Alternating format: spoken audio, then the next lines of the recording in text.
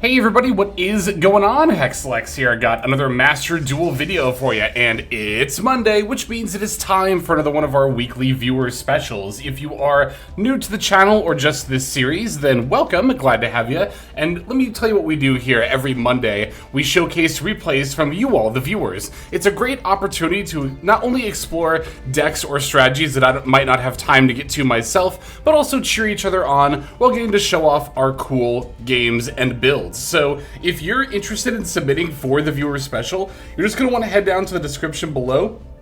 There you're going to find a bunch of links. One of them is going to be an invite link to our Discord server, the Hexlexplex. Once you're in there, under the Master Duel section is a channel called Viewer Special Submissions. There you can drop your 9-digit player ID, and then I can see your publicly saved replays. If there's one in particular you want me to see, make sure you're leaving a screenshot of it, or your opponent's name, or the date and time, just something where I know that's the game you want me to watch. But that's pretty much it. So now that I've explained all that, let's get into some of your gameplay. Okay, our first game comes to us from G1, who, hopefully I pronounced that correctly, Jeewon, who has a going second game where they are going to be on Branded Dracotale. This is actually a deck that I want to cover myself, but I haven't actually watched any gameplay of this playing out yet. So I want to see the interactions between like the new branded stuff and the Dracotale archetype. I've been hearing a lot of good things about this deck. And our opponent is also on a pretty interesting deck. It is a 60-card Horus Millennium Snake Eye build, and really going in on the Millennium stuff, even playing a full set of Exodia, also featuring the Wicked Avatar. This card's actually not terrible, but probably not optimal in a list like this. Anyway, looking at some of their tech choices here. Let's just go ahead and dive right on into the game. We are going second, so I think we are going to end up having to play through their board. Let's just see what kind of hand traps we open, what the situation is exactly. Alright, yep, no hand traps. We do, however, have the Fallen of the Virtuous, so that'll definitely help going second. And a lot of starters here, Fallen, Malulu, and Branded Fusion. They're beginning with the Millennium Shield for the Ankh. I'm not going to activate the Ankh just yet because you can't summon for the rest of the turn after you do, but looks like they're pivoting into Fiendsmith next. Engraver for Lurie, or for Tract for Lurie, rather. Lurie gets discarded and then summons. I imagine we're just going to climb up to Sequence plus Caesar, although we might end up doing something different. Or they are, rather. It's our opponent making plays right now. Alright, Lacrima is going to dump the other Engraver. They're going to normal summon Poplar. Okay, I was wondering when the Snake Eye aspect was going to come in. Alright, now Requiem is equipping to Lacrima, and they're going to use OSS to send the Requiem to summon out Snake Eye Ash. Snake Eye Ash gets to add Kurikara Divine Carnate, since they already have access to Poplar. Alright, here is the Fiendsmith sequence. They still have the Engraver in the graveyard too that they can potentially use later. Choosing to activate Ash, sending away the Poplar for Oak. Oak's going to revive the Snake Eye Ash. Now Sequence gets to activate. They're going to put back Lacrima and Requiem in order to summon out the Fiendsmith's Lacrima. Now they're going to activate reviving the Engraver, and I imagine we're about to see a Caesar here. No, interesting, they're linking the shield and the Engraver to summon out IP Masquerena. Okay, now IP plus Sequence into... Oh, it's a Baoaku, I see. Alright, now they're going to go Sequence Effect, equipped to Lacrima. Now Oak can send the Sequence that's equipped to the Lacrima to summon out the Flamberge Dragon. Alright, Engraver's going to activate, putting back the Sequence in order to summon. And now they're going to make the Caesar, because they... Okay, that makes sense, because yeah, they hadn't used the Engraver effect earlier. Alright, now a Baoaku is going to discard the Millennium Shield, reviving the IP Masquerena, so now that's going to be part of our end board. We're linking Flamberge plus IP into Promethean Princess, and then I imagine Promethean Princess eventually will revive the Flamberge, which will put IP in the spell trap. I haven't seen that style of Snake Eye line in quite some time, mostly because I've been on Snake Eye Yummy. Alright, here's the link for. Is it just Amblue Whale? Or is it the Raging Phoenix? No, it's Sunlight Wolf. Okay. Another somewhat common fire link monster to send away the Promethean Princess with. Now we're also making Moon of the Closed Heaven. That way we can trigger the Sunlight Wolf effect to add back the Poplar to hand. Setting and then passing, not linking away the Moon or the Sunlight Wolf. Okay. They're going to go Flamberge for IP, however, we have the Fallen and the Virtuous, and we're going to pop their Caesar with it. I like that quite a bit, actually, because the Caesar can negate and destroy, which is really, really rough. Especially if we're trying to activate, like, Fallen of the White Dragon or Malulu here. The other end-board pieces aren't quite as scary. We're going to begin with Normal Summon Malulu. They're going to immediately activate the IP effect. And they're actually going into WP Fancy Ball. Sunlight Wolf triggers yet again. This time they're going to add Oak back from the graveyard to hand. Not a big deal, though. We're going to follow up with Branded Fusion, sending Dracotale, Phyruxal, and Fallen of the White from our deck in order to summon out Sanctifier. Now we're going to use the Phyruxal effect in order to set Ketu Dracotale, which we're then going to flip up. It's going to let us add the Orgola, and then we're going to fuse it with the Malulu on board and the Ghost Spell in hand for a 3-material Arthelion. Alright, Arthelion gets to activate here. We're going to bounce Flamberge and the Ghost Bell. And then, of course, Malulu and Orgola get to activate. They're going to chain WP Fancy Ball. And then also Imperm the Arthelion. A Baoku also activating here to destroy a card on the field. And that does not target, so that can actually destroy Sanctifier. Alright, Fancy Ball negates the Orgola and banishes it. Malulu is going to end up setting the Dracotale Flame. And then Arthelion ends up being negated. Alright, now we can activate Fallen of the White Dragon, sending away the dragon that devours the Dogma to special summon. Here's the Promethean Princess, but they're going to pop Flamberge and Arthelion, which I do think was a misplay, because Arthelion is going to get to revive itself here shortly. Granted, popping Fallen of the White Dragon doesn't really do a ton here either, but Promethean Princess just kind of seems like it didn't have a lot of great opportunities to find plays here. Okay, they're going to add Divine Temple off Poplar. So they have 4 cards in hand, and we know Poplar, another Poplar, Oak, and Temple are among them. Alright, here's Ecclesia for Albaz, now getting to fuse with the Abawaku in order to make the Mirror Jade. Got the Overframe, very, very nice. That revives the Arthelion as well. And we're going to use the Mirror Jade Banish effect here, too. Be a nice way of getting rid of the Promethean Princess, not having to worry about that anymore. As mentioned before, Arthelion gets to revive. Moving to battle phase, we're going to swing over their board. And yeah, now a lot of their resources really aren't going to do a lot. Like, even if they normal summon Oak and revive a Snake Eye monster, it's not like they have Flamberge left in their deck. They probably don't have any Snake Eye bodies left in their deck, which means they wouldn't be able to even activate the effect. Even if they went something like Temple, place Flamberge in the spell trap, and then normal summon Oak, revive, they wouldn't be able to use Oak to send Flamberge to get 2 more bodies. Plus, they're also kind of at the point of, like, what are they even going to make anymore?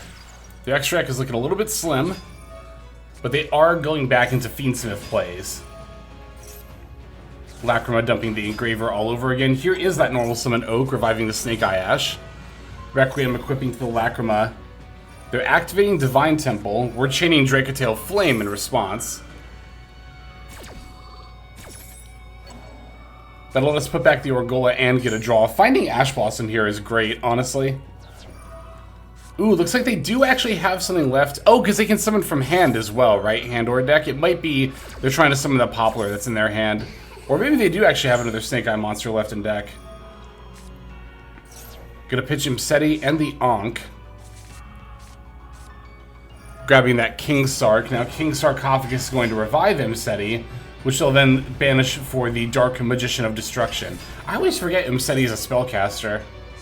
Alright, here's the Gaze of Timaeus. Now Snake Eye Oak's gonna activate. Oh, they had Snake Eye's Diabell Star left. Okay, that makes sense.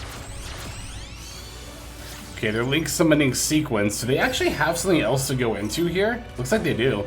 Oh, it's, yeah, the Lacrima got put back. Never mind, that makes sense. For some reason, I thought it was going to be Desiree for a second. And yet, that is just going to end up ending on the time limit loss from our opponent. To be fair, though, I don't know if they would have won this game anyway. It wasn't looking likely, because think about it. Even if they push through the Mirror Jade, that's going to wipe their board. We have 2 3k bodies on the board, and even if they destroy the Arthelian, that can revive. So being able to OTK through our board state is very unlikely. And for follow-up, we have not only Branded Fusion, but also the Fallen and the Virtuous as well, which will let us pretty easily push through their board state. So I think we were looking pretty good, even if we did win, because our opponent might have been overcooking a little bit over there. But either way, it was a great game. Thank you very much for that, G1. And let's go ahead and take a look at the next game.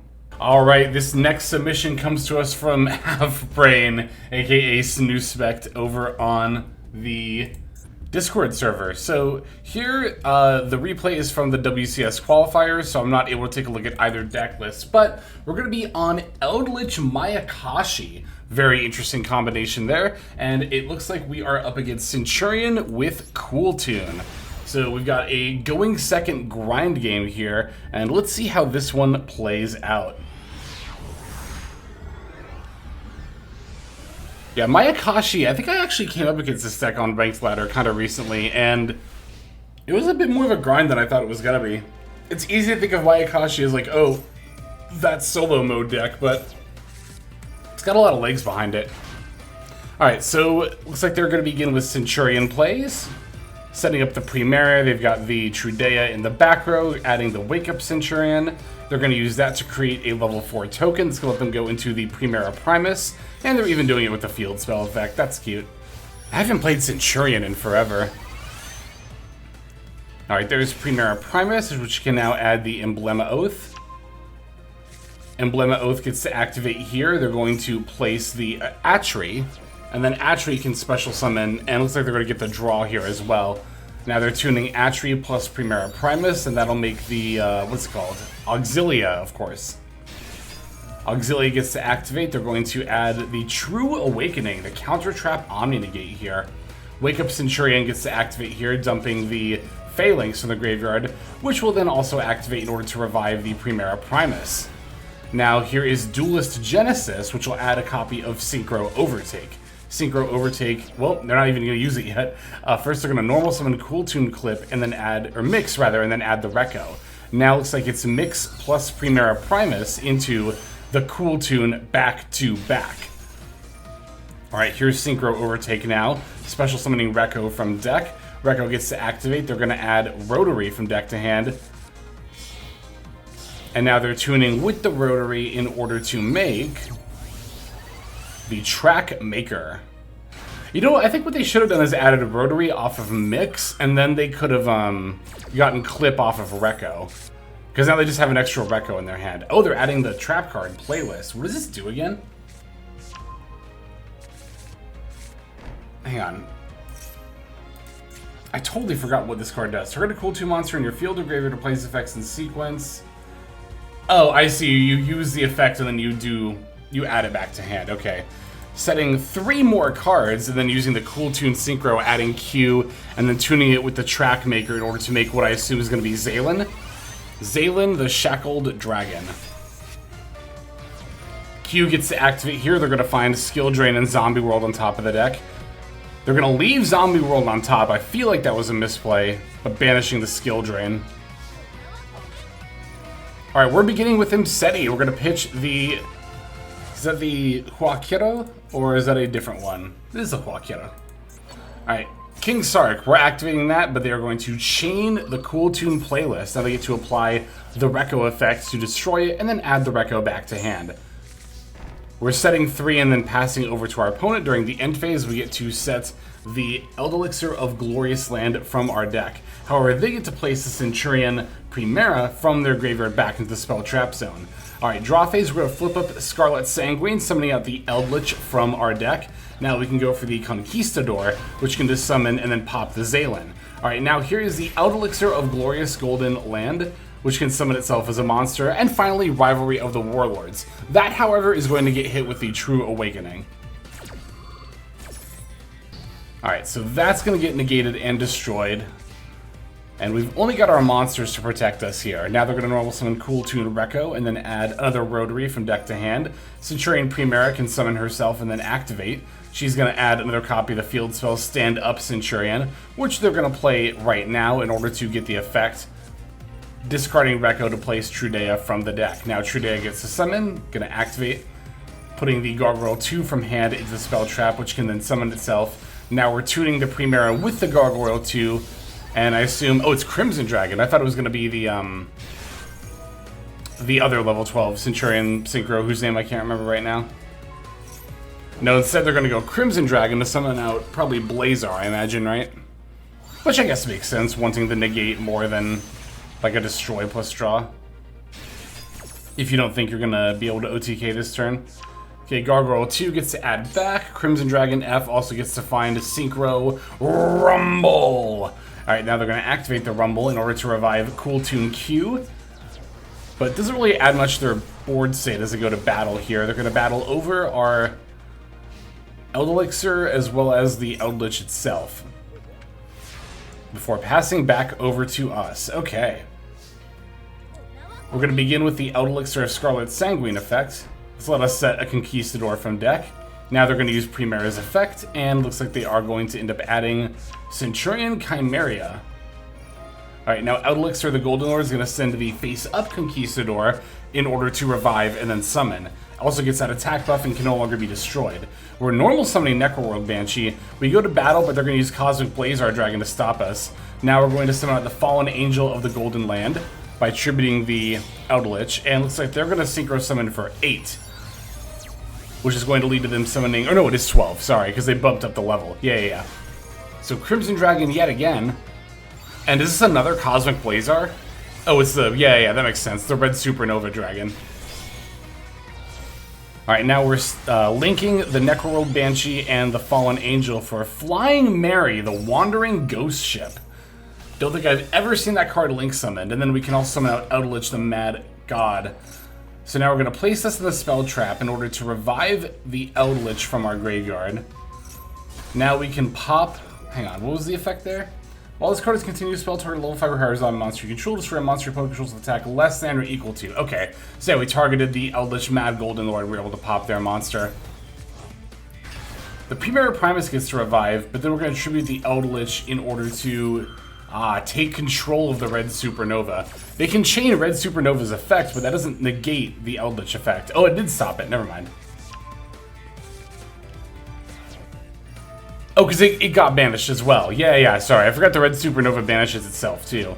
We do get to Thrust for Grass here, and it's going to trigger some graveyard effects. The White Elixir is going to set a Conquistador. We got Mizuki. That's going to revive... Oh, we're going into our Mayakashi stuff here. Oh, and we have what is it, the zombie glow-up bulb called? Got that online here, glow-up bloom, that's what it is. Placing Zombie World with the Banshee, and then passing. Okay. Now Eldritch gets to do their main phase 3. Banishing Conquistador and Huaquiro to set some more cards from the deck. It's going to be another Scarlet Sanguine, and the spell card for follow-up plays. The Black Elixir? Black Awakening.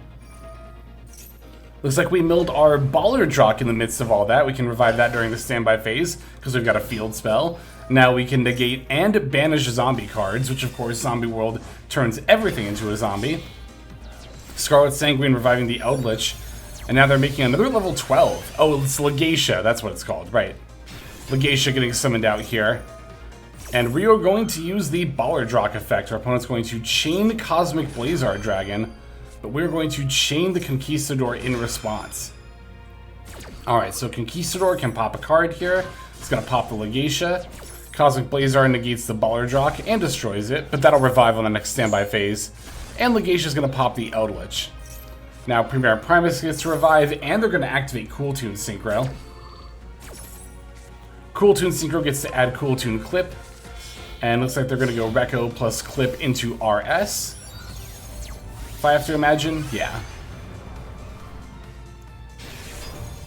Alright, now Primera Primus getting to revive yet again. Recco and Clip are going to activate, popping the face down Black Awakening as well as ripping a random extra deck card. It's going to be one of our Mayakashi Synchros of level 11, if I remember right. Yep. This card is such sick art. I love that art. Alright, Cosmic Blaze are coming back, and we're still fighting a very uphill battle here, but we do get to revive the Ballardrock on the standby phase. Alright, now we get to do some more Eldritch Graveyard effects. They're going to chain Cool Tune Playlist, targeting the Clip. Now they can rip from our extra deck yet again. Going to be another one of our Mayakashi Synchros, the level 7. And then add Clip. We're setting the Gold Land Forever. Now we get to do Delta of Invitation effect. They're going to chain RS, but RS can only negate a card on the field. So they're going to go after the Ballardrock. We can, however, chain the Ballardrock, and they're going to chain Clip's effect. But we might even be able to banish the Blazar here, right? Or the RS if you wanted to. Because this Ballardrock is not being negated. Oh, now they've got a back-to-back. Yeah, we are going to banish the Blazar. It's good. I like doing that here. Delta of Invitation gets to add back. Clip's going to banish the Silhouette. Sure, whatever. Alright, Eldritch gets to send away the Zombie World in order to revive. Of course, we just have another Zombie World and the Delta in our hand, so... Going to battle phase, we're going to battle over the newly summoned back-to-back with our buffed Eldritch, and all of a sudden our opponent's favorable board state is starting to look less and less favorable. They've still got a big RS, but that's really about it. Losing both the back-to-back and the Blazar this turn was pretty brutal. And of course there is the infamous Mayakashi trap card. The masterful Mayakashi Shiranui Saga. Can't be mad at Half Rain for playing it here, because they're not, you know, cheating it out with rollback, although we might. I guess we milled a bunch of stuff. But to be fair, we are actually playing a legit Mayakashi deck. Of course, you typically see this trap card used in combination with transaction rollback, right? In order to kind of cheese out your opponent not being able to summon anything for a turn. But here, we get to banish the RS with Ballardrock. Ballardrock is such a good card. It's so easy to sleep on it, but like... It revives every standby phase. You get to negate, I believe, and banish, or is it or? It's one or the other. But having the option to negate and or banish each turn is just so strong. And it's honestly one of the reasons why zombies have such a good grind game. Well, really the whole just reviving stuff from the graveyard in general is why zombies have a good grind game. But look at this, even as they're trying to activate their last stand-up Centurion, we've got the Gold Land Forever to negate and destroy it. Now they've only got 2 cards left, and they are not able to do anything. Wow, that was awesome! What a cool grind game. Eldritch Mayakashi out-grinding Centurion Cool Tune, thanks to that Ballardrock. Really was clutch, absolute MVP of this game. But of course, our Eldritch continuously reviving was also a major reason why we're able to win here. So, great stuff. Thank you for showing us that game, Snoozespect. And we have time for one more, so let's finish off with that. And our final game comes to us from Enzo T2P, who's gonna be on a... Not just branded with Dracotale, but also utilizing Magistus as well. Like I said at the top of the video, I really want to see some more gameplay of this style of deck. Like branded Dracotale in general. But I would definitely not mind busting out my Royal Spenta again. I haven't used that in quite some time. So very eager to see this game play out here. Because we are going to be up against Elf Note. With a little bit of a Fallen package of its own, looks like. Yeah, they even have the Fallen of the White Dragon here. And... we are going first, so I believe if I remember reading correctly, yeah, 1 white Albaz can bridge into Dracotale using Invoked Magistus Omega. I'm very eager to see that here, so let's see what we got. Alright, sure enough, there is the white Albaz. We got that Ketu Dracotale here as well, very nice. Gotta fire off Fulos, just in case they try to pull any turn 0 shenanigans. Alright, here's Ketu Dracotale, which is going to get hit with the Ash Blossom. So, looks like we are going to rely on the Fallen of the White Dragon here in order to make our plays. Here's Fallen of the White Dragon. We're going to send Albion or to special summon. Now we're going to summon out the Ecclesia from hand. Not ideal, of course. We would have liked to have seen it in the deck, but she can bring out the Golden Sword Soul. And now we're going to synchro into Zorora the Magistus... conflagration something. Okay, but that lets us equip the Artemis from the extra deck, which then lets us add the Spenta. Now we can go Spenta effect, discard in order to add Crowley. Crowley gets to activate here. Can special summon. Now we're going to fuse Crowley with the Zorora in order to summon out Invoked Magistus Omega. Now we can pop the Omega, reviving the Zorora. And now the Magistus Omega is going to summon out Lucius from deck, because this can actually summon any level 4 spellcaster from your deck when it's destroyed. It doesn't even have to be from the archetype, so that's pretty sick. That lets us grab Lucius, which summons out Phimena. Spenta gets to activate here. We can equip, and then we can activate the Golden Sword Soul because a card got banished, and then we can special summon Ecclesia. Now we can actually synchro Ecclesia with the Dracotail Lucius, and that's how we get access to Ecclesia and the Dark Dragon. Now she can activate Banishing to summon out Cartesia. And then Cartesia gets to fuse our 2 monsters in hand, Phimena and whatever else is left over. And that's how we're going to get to Arthelion. Now Arthelion and Phimena both get to activate here. We can even add back that Ash Blossom as well as a Lucius from our graveyard. We're going to set Rahu Dracotail, add back our 2 cards. And now we can flip up Rahu Dracotail. It's going to let us fuse with Orgola, I imagine, yep, from the deck, as well as the Lucius in hand. Now we can not only summon out another Arthelion here, but we can also use the effects of Lucius and Orgola to set some of the Dracotail trap cards. And furthermore, we'll also be able to use Orgola to get that Phimena back into our hand. Yep, there's Flame and Sting. Here's Orgola wheeling back the Phimena. And there we go. Not a bad end board. I feel like, are we playing Golemel? I do, yeah, I do. Oh, because we're locked into level 8. Right, of course, and Golemel's level 7. I didn't realize that, actually. I thought Golemel was also level 8. So that's why we summoned the second Arthelion. That makes sense. Okay. We even get to add the Ecclesia back to hand to be able to fuse with the Phimena later. That's really cool. I was going to say fun. It is also fun. Lucina is going to add Regina on their end. Looks like they're going to normal summon Elf Note Power Patron next. And we're going to use Cartesia to fuse Arthelion with Orgola. Or, sorry, with Zorora to summon out Fusion Zorora. Now we're going to use Fallen the Virtuous to pop their Power Patron. They're going to summon out Regina. We're going to Ash Blossom that. And this has a negate, right? Yeah, yep. We can negate a monster effect and then destroy any card our opponent controls, which is pretty nice. Alright, they've got Fallen of the White Dragon, and here is that negate plus pop. We can negate the Fallen of the White in hand, and then we can destroy the Regina on field. Hopefully they don't have another Elf Note monster. They do, they have Fortuna. But here we can just use the Ecclesia and the Dark Dragon, and they didn't even want to see what we did with that. But I imagine it was just going to be Fallen of Albaz, and then Fusion Summoning, and then winning from there. So that's some pretty good stuff. I really, really like the use of the Invoked engine there. Might have to look into that myself. Thank you very much, Enzo, T2P, as well as everybody else who submitted for the viewer special this week. Even if you didn't get featured, that's all right, because we do this every single week, as mentioned, so you've always got plenty more opportunities. And even that aside, we could not do this series if nobody submitted. So I really want to thank you all for submitting your replays. It really does mean a lot. But that'll do it for now. Let's go ahead and move on to our outro so we can also thank our YouTube members and Patreon subscribers. Hey everybody, Hexlex here. Thank you so very much for watching all the way to the very end of the video, which by the way is one of the best ways to support the channel. Speaking of supporting the channel, take a look at the names on screen. These are folks who have been so generous as to either join as a YouTube member or subscribe over on patreon.com/Hexlex to support. There's also perks for doing so.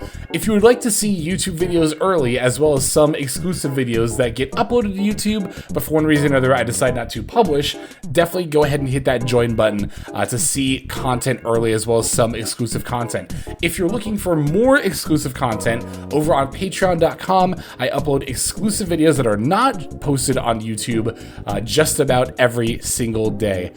Whether you choose to subscribe over on Patreon, join as a YouTube member, or simply continue to watch, your support is greatly appreciated. Thank you so very much.